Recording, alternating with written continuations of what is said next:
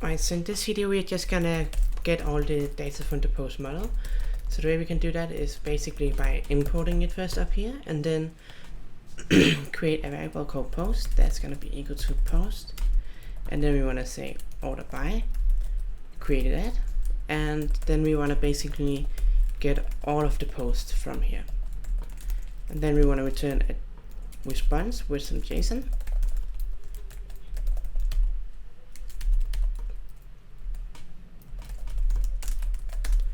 And we want to say this is going to be equal to post. And that's actually all for this video. So what we're doing here is we're basically sorting it by the date it was created, and then we're getting all of them, returning it inside a JSON response to there, and then we are going to create the routes at the end of this post controller when all of these functions. If you haven't already, please make sure to join my Discord channel. There will be a link in the description, and you'll be able to get help, advice, and other things at my Discord channel.